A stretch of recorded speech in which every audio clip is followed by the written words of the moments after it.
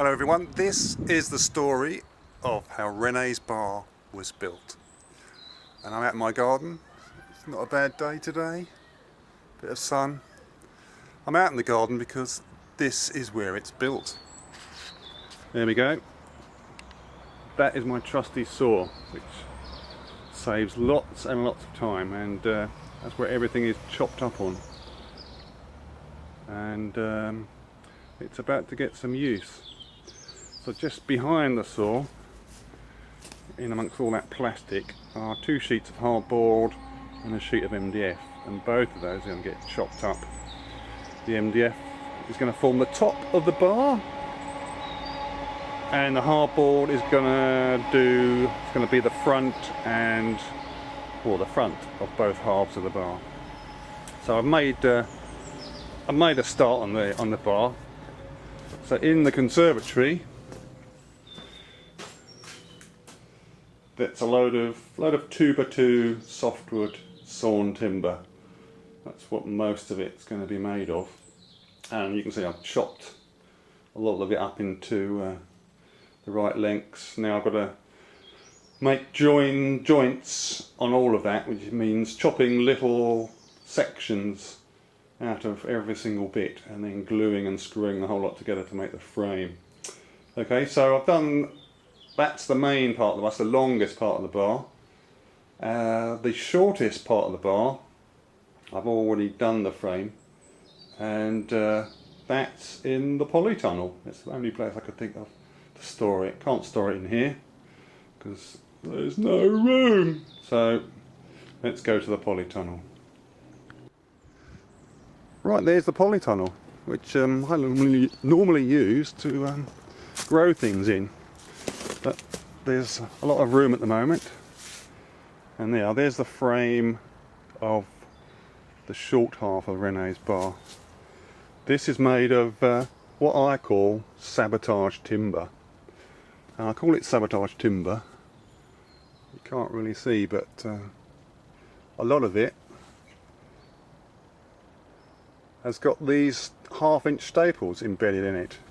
Now they look like they've been put in by a power assisted staple gun, and it was used to staple on a sheet of plywood.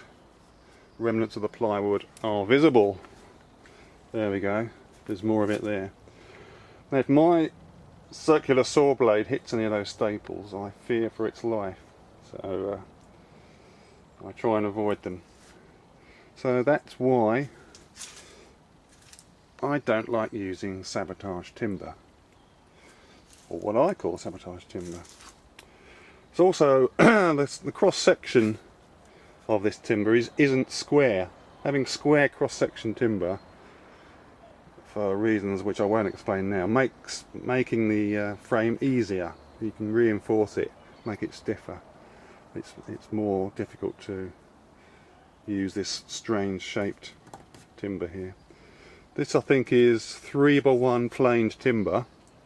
It's a funny size, but well no, it's 3x1.5 I think, because it's just over 1 inch measuring now.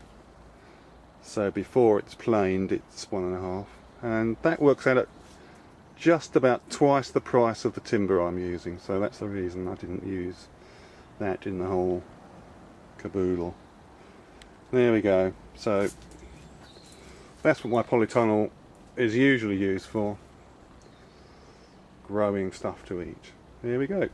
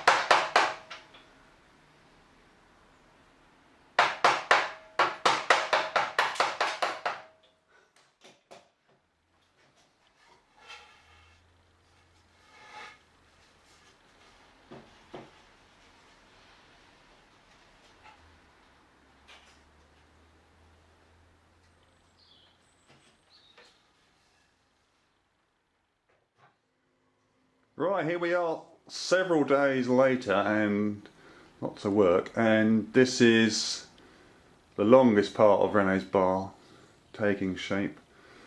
These two frames are just balancing there at the moment, held together by that bit of plywood tacked on the end there. So now all of these bits down here have got to be screwed and glued across the frame to make it a whole rigid structure. And that's going to take a while. So after I've done all that, I'll give it 24 hours to dry. Then hopefully I can manoeuvre it out the door. Oh my god.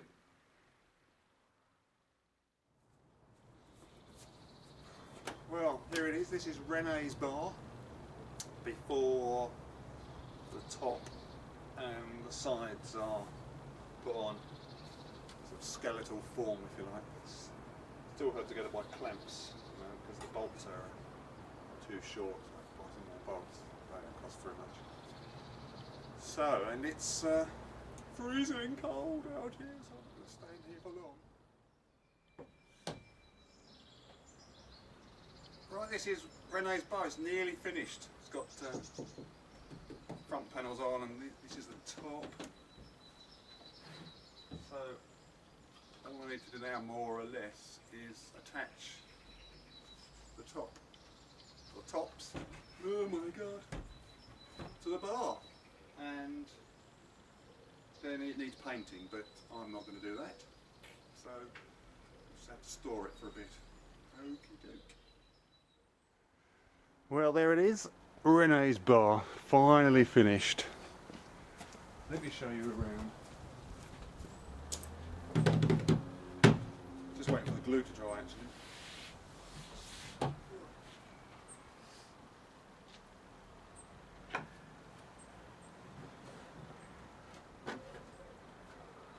Oh, here I am, and remind me never to take on anything this big ever again.